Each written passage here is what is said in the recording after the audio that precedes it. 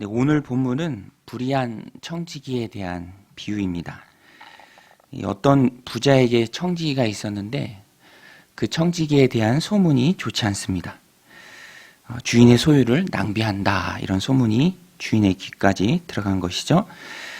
주인은 소문의 진상 파악을 위해 청지기에게 장부를 가져오라, 그리고 결산하라 라고 명합니다. 이런 주인의 통보는 해고 명령과도 같습니다. 오늘 말씀 2절에 보면 주인이 그를 불러 이르되 내가 내게 대하여 듣는 이 말이 어찌 됨이냐, 내가 보던 일을 세마라, 청지기 직무를 계속하지 못하리라 하니. 이 불의한 청지기 입장에서는 큰일 난 거죠. 자신의 불의하고 그동안의 방만한 운영, 주인의 소유를 낭비했던 그 일이 탄로나게 되었습니다. 해고당하는 것은 당연지사인데 이제 앞으로 살아갈 길이 막막했습니다.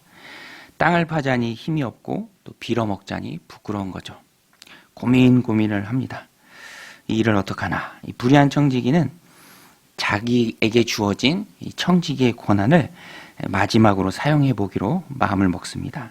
4절인데요. 내가 할 일을 알았도다. 이렇게 하면 직분을 빼앗긴 후에 사람들이 나를 자기 집으로 영접하리라 하고, 그에게 주어진 청지기로서의 마지막 직분을 어떻게 사용하는가. 주인에게 빚진 자들을 하나하나 불러다가 그 빚을 탕감해 줍니다. 주인의 소유를 낭비해서 해고될 위기에 처했는데 이번에는 증서를 위조까지 하면서 주인에게 더 큰 손해를 입히는 것이죠. 그런데 웬일인지 주인은 이 청지기의 일을 하는 것을 보면서 지혜롭다라고 칭찬합니다. 8절 말씀인데요. 주인이 옳지 않은 청지기가 이를 지혜 있게 하였으므로 칭찬하였으니. 주인이 청지기에게 한 칭찬은 사실 도덕적인 면을 칭찬한 것은 아닙니다. 단지 쫓겨날 위기에 처한 그 청지기가 자신 개인의 앞날을 위해서 준비한다, 그 앞날을 대비한다는 것에 대해서 국한된 칭찬이죠. 사실 오늘 비유는 그래서 제한적으로 해석되어야 합니다. 만약 지금 이렇게 했다가는 바로 뉴스에 나옵니다. 형사처벌 받고요. 법을 한두 개 어긴 게 아니죠. 중요한 것은 예수님께서 이렇게 비틀어서 비유하신 비유의 초점인데요. 예수님이 하신 비유의 핵심은 8절 후반부에 있습니다. 이 세대의 아들들이 자기 시대에 있어서는 빛의 아들들보다 더 지혜로움이라. 이 세상의 아들들은 세상 사람들을 말하고요. 빛의 아들들은 하나님의 백성을 말합니다. 그러니까 예수님께서 말씀하시고자 하는 요지는 세상의 악한 사람들도 자신의 유익과 앞날을 위해 재물을 선한 일에 사용하는데 하물며 빛의 자녀인 너희들은 더 하여야 하지 않겠느냐.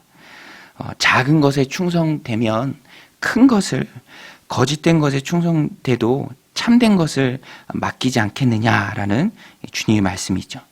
이 세대의 아들들이 교활할 정도로 민첩하게 미래 상황을 대처하는데 영원한 삶을 바라보며 살아가는 하나님의 백성이라면 그 정도의 지혜는 있어야 한다라는 것을 주님께서 말씀하시는 것이죠.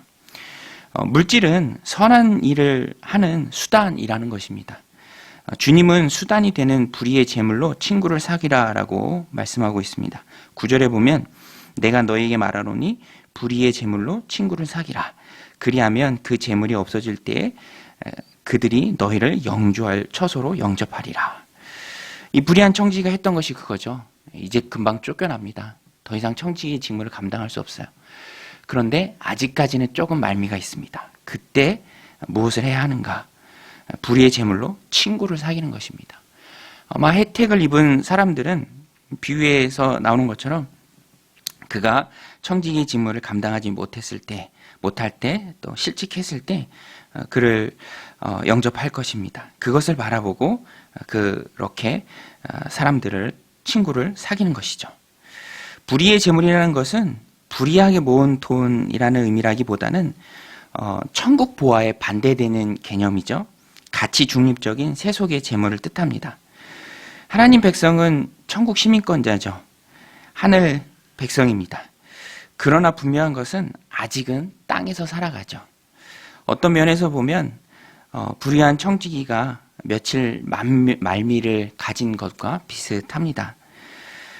이 땅에서 하나님의 백성도 경제 활동을 하고요, 또 활발히 하죠. 그러나 돈을 대하는 모습은 달라야 한다라는 것입니다. 성도에게 있어서 돈은 그 자체가 목적이 아니라 하나님의 영광을 위해서 사용하는 친구를 사귀는 수단의 개념입니다.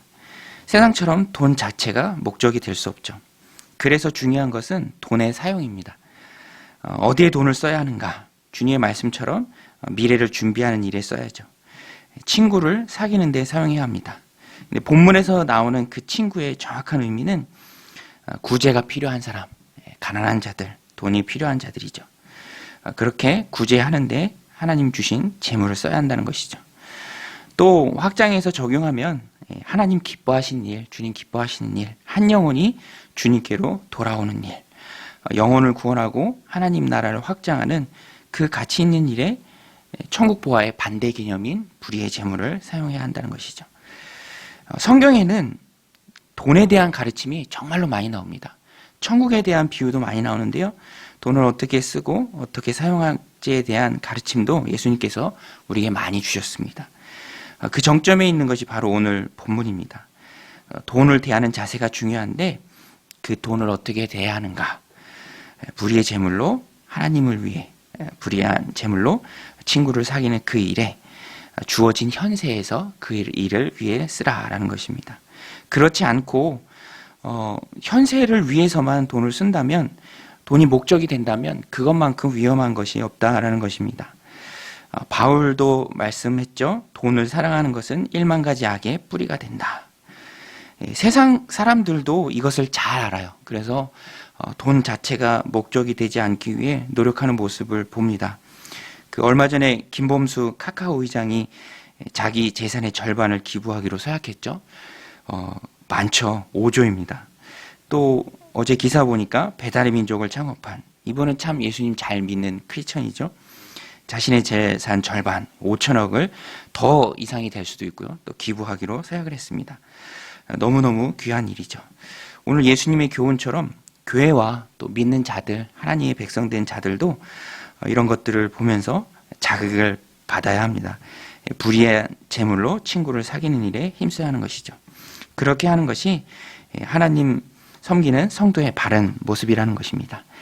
종교개혁자 루터는 지갑이 회개해야 진정한 회개다라고 말했습니다. 그만큼 그리스도인에게서 중요한 것은 물질을 어떻게 사용하는가입니다.